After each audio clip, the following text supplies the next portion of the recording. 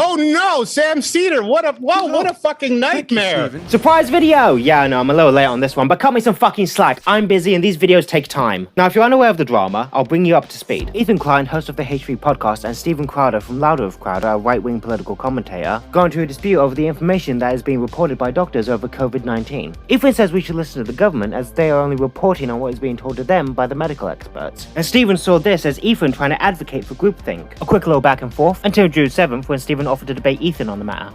I will invite you on the show, Ethan Klein. I will have my, I'll follow you on Twitter. I will have Darren, my booker, reach out where you can come on this show. The next day on June 8th, Ethan accepted his challenge. Challenging someone to a debate who's not even experienced in politics? Yeah, I mean, that's fucking fair, innit? But a date was set, and on that day, some chap named Sam Seder was finishing his show early to watch Stephen and Ethan exchange ideas. Then, out of nowhere, Stephen had to duck out because of a family matter, to which Ethan had his suspicions of the true nature of this claim, as Sam explains. We started the show early. We ended at 12:30 p.m., which was 30 minutes before the debate that 11 Crowder, to 12:30, yeah, if you guys remember. That Crowder had planned with Ethan Klein on H3. And so we connect with H3 through Zoom, and like immediately after we're done with the show, and then 4 or 5 minutes later, they go, we just got an email from Crowder's dad that Stephen had an emergency with his wife who's pregnant. And this is actually sort of disturbing. We were concerned. We were concerned. And I'm being serious about that, actually. And he can't do it. However, we will reschedule for next Monday at noon. And Ethan says they knew that you were getting off your show early, and they're afraid that you're going to be debating him. And I got to say that I was like, come on, Ethan. I don't think I said that to him because I was like, I didn't want to be, rude, but I was like, I'm not sure about that.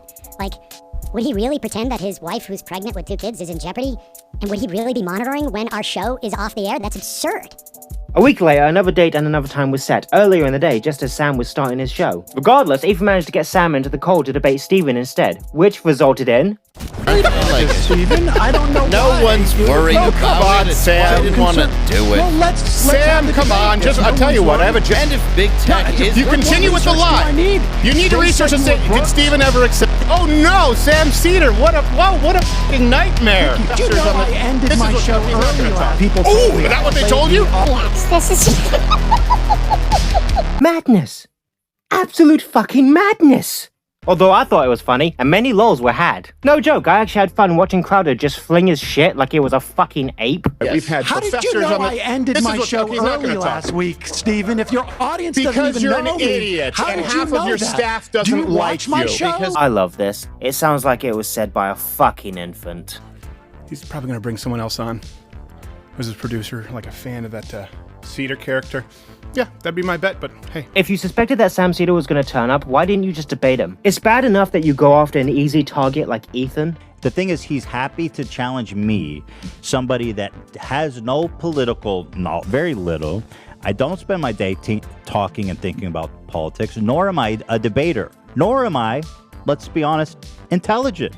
Not only does it make you look like a pussy when you run away from someone who can adequately challenge what you're saying, but it really puts into question whether you actually believe in any of that shit. Hey, H3, Stephen, you're wearing a holster. Yeah, we agreed. So what? Hold on a second, yeah? What the fuck? Is that seriously the best you could offer to the discussion? No wonder you needed help, you fucking snake. Come on, your audience cares that I only have 1 million subscribers and you have what, 6 or 7 million subscribers? Let me answer. Can I answer your question? Can I answer your question? Sure. Do you want me to answer your question? My audience would say Sam who? I'll just I'll introduce it to my, I have a little bit of a different audience to let them know kind of who you are, what's going on, and if you want to do the same, that's fine, but... Yeah, introduce him to your audience then, you fucking brain surgeon! Now that you're all caught up and you have a good idea of where I stand on the matter, I want to bring up a few things that caught my interest, clear up any misconceptions that other people may have, and most importantly, make fun of others while doing it. Because I am a cunt.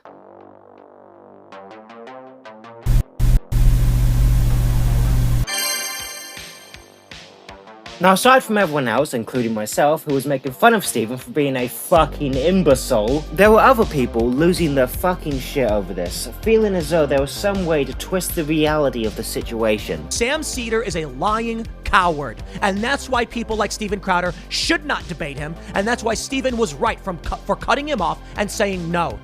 And Ethan Klein is damaging everything, making it all worse, because his interest is personal gain for his pop culture crap. He doesn't know what he's talking about, so he would rather watch people suffer if it gives him a few extra bucks. That's Ethan Klein.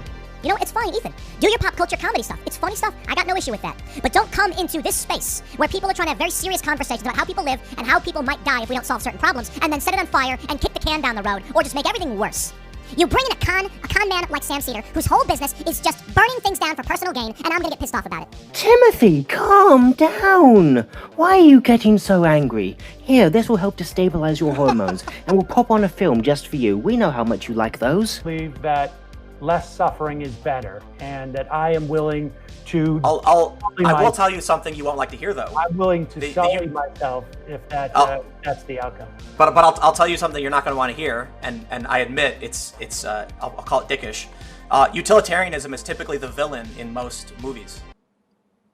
I don't care. Yeah. So for instance, like Thanos was utilitarian, and Captain America was deontological.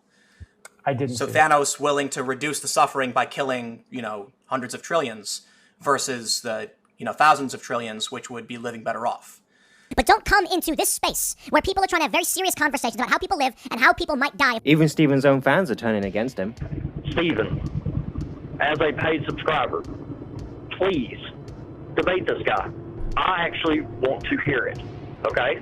Now I'm a diehard Steven fan. Now, it might come as a bit of a shock to you, but I actually agree with Steven in that we shouldn't just blindly listen to everything the government says. However, that's not to say that we should examine every little minute thing they say. A little bit of critical thinking is good enough, and not engaging in conspiratorial bullshit. Because COVID-19 is nothing but a big cover for communist rule hitting the shores of the West. Yeah, this is someone who's definitely not fucked in the head. But what am I saying? Let's listen to Dr. Crowder and see what he has to say with his PhD. Although, if I'm being fair, I partly blame preprints for influencing this fucking idiot. This obviously caused a lot of confusion in the general public. And that's fine, we're not experts in virology, a very specialized field that takes years of study to even understand. Also, people really get fucking bent out of shape for no fucking reason, because scientists seemingly change their minds about what to do with COVID. Oh, but tough, understand. They say it's airborne, then it's not airborne. Not to wear a mask, then to wear a mask. I'm all left all discombobulated. Yeah, it's almost like they're learning new things about a new virus that we've never encountered before. Like with any viral outbreak throughout all of human history. And if you don't want to listen to anything the government says, whatever, I really don't give a fuck. But what I will say is that if you want to hold yourself to those standards, what you shouldn't do is then blindly listen to strangers online. Especially when Steven has a history of not properly doing his own research.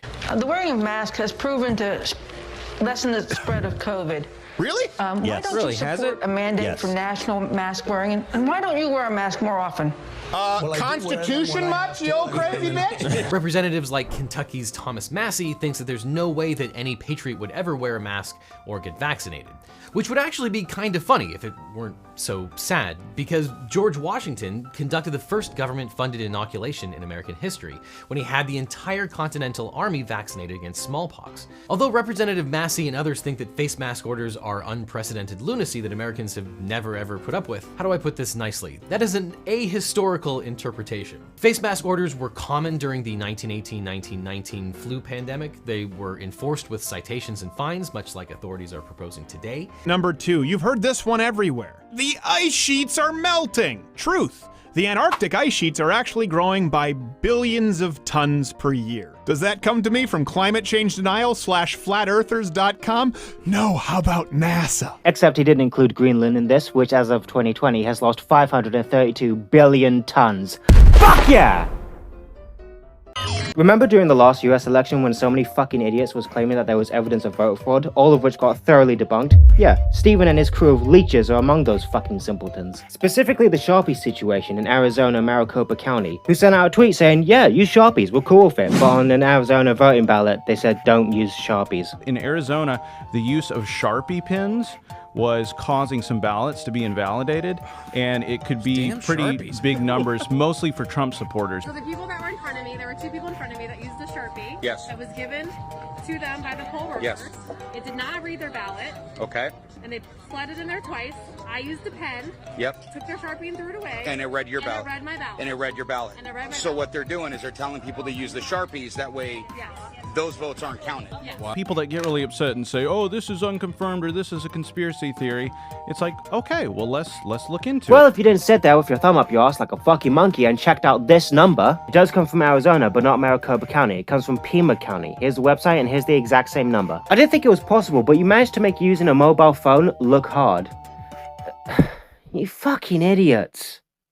You'd think that someone who talks about American politics for years now would know that different states and different counties have different rules and regulations when it comes to voting. Even if you didn't know that, at the very least, you should know how to use a fucking phone. So you're just lazy with your research? Now, there are two possibilities when it comes to their research. Either they are all incompetent, or they are purposefully omitting pieces of information in order to push a false narrative. Almost like they're selectively looking for things that correspond with their pre-established worldview. Or a third option is that it's probably just a coincidence that Stephen never actually has to change his mind. However you look at it, you should be at least skeptical, if not flat out dismissive of anything Stephen says. I don't know why this isn't more obvious to people. But if you want to check out more videos debunking the audible herpes being spread by this chimpanzee, links will be in the description. And look, I'm only trying to demonstrate that Stephen has a long history of spreading misinformation, either through his own ignorance or lack of willingness to do actual research. Speaking of not doing research, one thing people seem to be passionately getting wrong is who initiated the debate. Anyways, essentially all of this culminated in Ethan Klein reaching out to Steven Crowder on Twitter through his DMs asking him if he would like to have a debate about all of the different issues that they had been discussing in their back and forth response videos. As I've already established, Stephen initiated the challenge on the 7th and Ethan responded the next day. So unless the way you count from 1 to 10 looks like this, you shouldn't be getting confused on the chronology of events. Just learn how to fucking count. I think Stephen became a bit too comfortable with debating people who don't know what they're talking about. Have you ever watched those Change My Mind videos? I have. And they're fucking awful, but in watching them I've realized a few things about Stephen. For one, when the conversation goes on the grounds he's not pre-scripted for his NPC dialogue tree, he has to drag the conversation back to where he feels more comfortable, as opposed to actually engaging with the more difficult parts of the discussion. Because he's not good in conversations where in many cases the subject is more nuanced, or with people who actually know what they're talking about, like with this chap, or this one. And in my honest opinion, this is unimpressive, and this is a fucking embarrassment. Even with his shitty little binder. Wait, what's in that thing anyway? And I have this here. We usually don't reference this, but it's sources in case someone wants to look at them afterward, but I don't think I won't use it. It's not fair for me to use them. So If you have a binder that's sole purpose is to reinforce your pre-established worldview, then what's the point of trying to change your mind when your mind's already made up? Doesn't that defeat the purpose of having an open-minded discussion? the goal here is to change my mind, not... Once he got wrecked in a debate by this lad, he then dismisses him and turns to his binder, preaching it towards everyone with no one there to even challenge him! Jesus Christ, it's so transparent what he's doing, I mean, come off it, you silly cunt! Now, this may seem like a weird place to end a video, but that's what we're doing. This is going to be split into 2 parts, because the way this video was going out before, was going to be one whole piece, but then I decided the pacing might be a bit sporadic in part 2.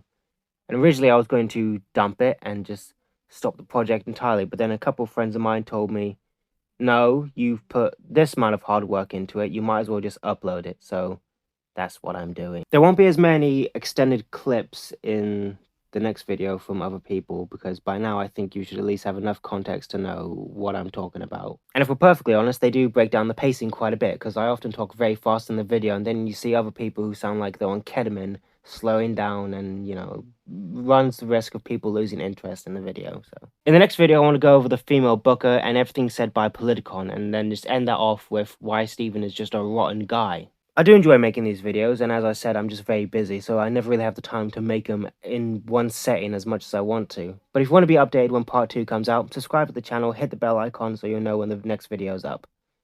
Thanks for watching all the way to the end. Have a nice one.